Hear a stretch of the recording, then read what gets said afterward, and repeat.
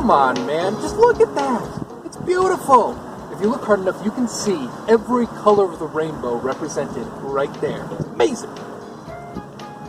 Okay, so yesterday, seamless transition, by the way, I saw the biggest caterpillar I'd ever seen in my entire life. This thing was like the size of my hand, and it was like a Technicolor dream. It was like, it too, all colors of the rainbow represented this thing. It was gorgeous. It was incredible. Did a little bit of research. I think it's going to become a Cecropia moth, I think.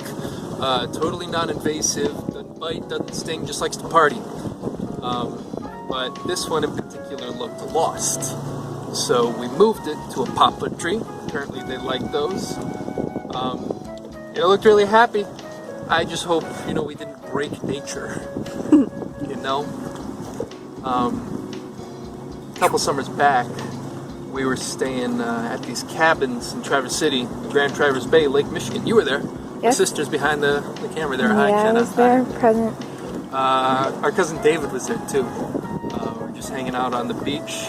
I love that trip. Beautiful sunsets. Kind of like this. In fact, one of those sunsets is still the background on my phone to this day. We were hanging out on the beach, and on this wooden beam, we see the biggest dragonfly we'd ever seen in our entire life. This is another Cecropia situation, right? It's huge.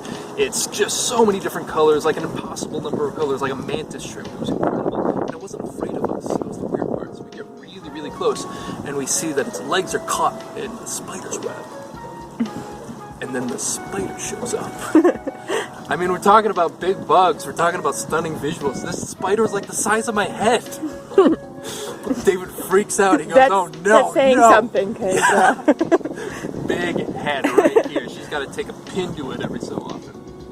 David freaks out. He's like, "No!" Grabs a nearby tire, he rams the beam, killing them both. I was like, "Oh Jesus! Oh no!" I don't know if that's better or worse. He's like, "I don't know either. Let's just go." We were sad. We had to leave the beach. And as we're heading back to the cabin, he looks back and he goes, "I'm sorry I broke you, nature." I don't know why I'm laughing. I don't know why I'm smiling. That's a sad story. It's not a great one. It's not. It's great. Just pan back to the sunset. That's really happy.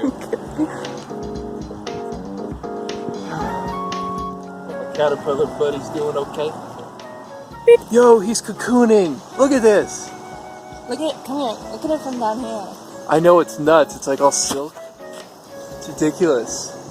He's huge too. What should we name him? Heimlich, after the caterpillar from A Bug's Life. Sure.